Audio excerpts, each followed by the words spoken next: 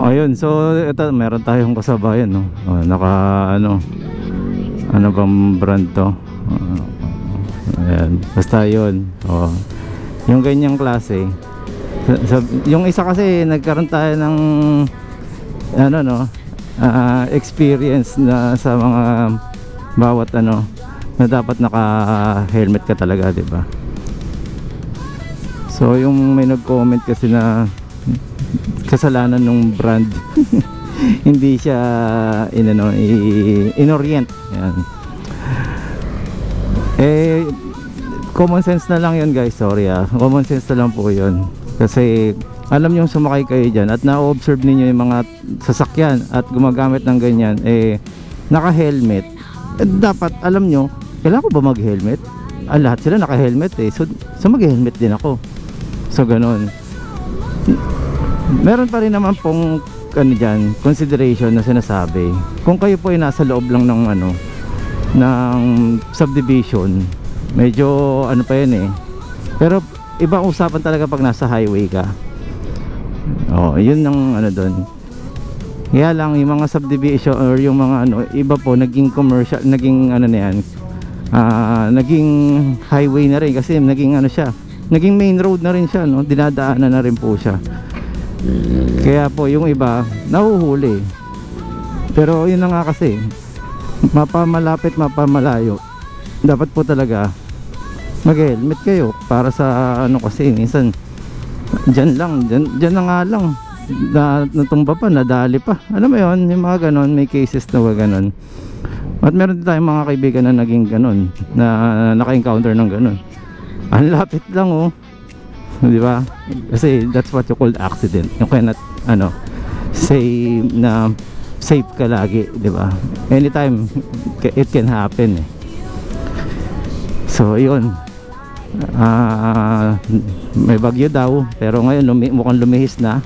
Kagabi ang lakas ng mga kidlat, talagang papayuko ka, kala mo ikatamaan ka na dyan sa may plaza sa bayan. Grabe. So yun, so dito tayo lagi nadaan, pero minsan lumilihis tayo sa kabila. Yan, syempre sabi ko nga sa inyo, para naman maiba din ang view nyo. Kaya ayoko dito naman, tingnan nyo, may mga nakaumbok na ganyan, yung mga sa manhole. Tapos ayan, meron pang hindi pa tapos kasi rito, kaya umiikot-ikot minsan tayo. Kaya lang hindi pa tayo nakapag-charge, so naka 42 kilometers tayo kahapon. So ngayon pang ngayon 60 kasi 16 na to, 16. So mga mag-end tayo doon ng 19 20 kilometers. So kung balikan, that's 80, diba? 81, 60. Bilis hindi pala, sorry, mali yung computation. Mga 80 pala, 80 plus or 90. Ayun, so yung halfway half battery na siya, o 50% na siya halos pag ganon. Pero hindi pa rin, guys, minsan makikita mo 58% pa. So more than 50% pa rin siya lumalabas, diba? 58 So yun, una ka na, pangit ka naman. Sige, mauna ka na. Ang dali ka usap. Ayun, UB Express maka-pay na on the beat. Okay, signal tayo pa kaliwa. Yan, medyo maayos ang daloy, medyo mabagal lang siya. Push. Ayan, 41 ang ating takbo. Ayan, 41 lang, wala tayong pressure sa likod.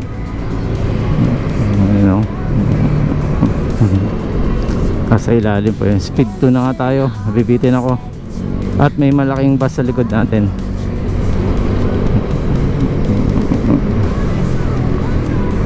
Okay, so ayan.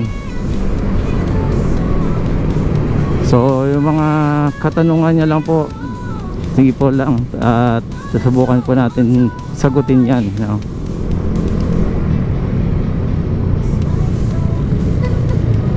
Ay, may nagtanong pala, paano nga ba tanggalin yung Lalo na to pag na madaling ma-loose thread.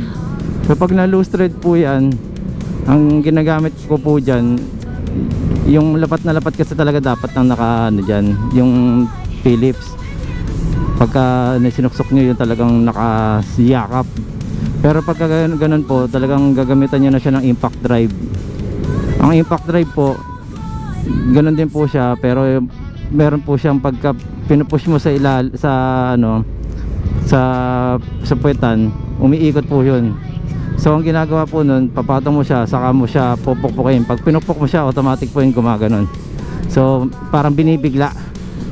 Impact drive guys, tingnan ko kung mailagay ko sa link, yung link niya sa, para magkaroon din kayo ng ganun. Magandang meron din po nun eh.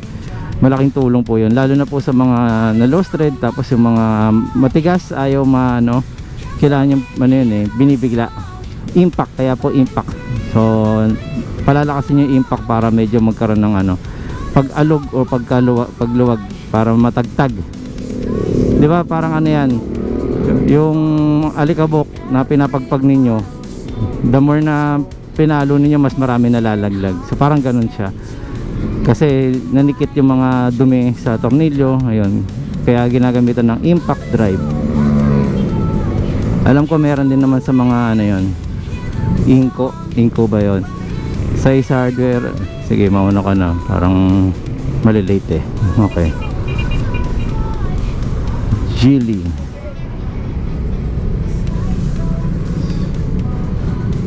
Okay, so ito na, signal tayo ng pakaliwa, naka speed 2 tayo para hindi tayo mabitin, baka biglang tumulin sila kasi rolling naman tayo. So ako hanggang ngayon ina-adapt ko pa rin kung paano pagmamaneho ng manual sa motor, sa sasakyan. So kaya ganoon ang ginagawa ko hanggang ngayon. Dito sila, ako na mauna ba, kaya nga po 1, 2, 3 may 1, 1, ano mauna 1, di ba? So yun, yung pagpaahon anong gagamitin, ay bahala na kayo dyan. Ang ano ko eh, basta ako 1 ako nagsisimula kasi kaya naman po eh, di ba? Pag di kaya, pasigsag po ginagawa ko. Pero pag 3 kaya, okay naman po yun. Pepersay niya lang naman po yun eh. Kaya lang prone pa rin sa overheating yun, kasi mas mainit po yun eh. Persayin niyo po yung ano, electric pan na pinipilit nyo, alam mo yun, gigil na yung makina mo. Yun pa rin ang ano mo, pinipilit mo. So kahit sa degasolina, pag pinipilit niyo tapos di kayo marunong tumimpla, susunog clutch nyo eh. So yun lang muna guys, tapusin muna natin yung video na to dito.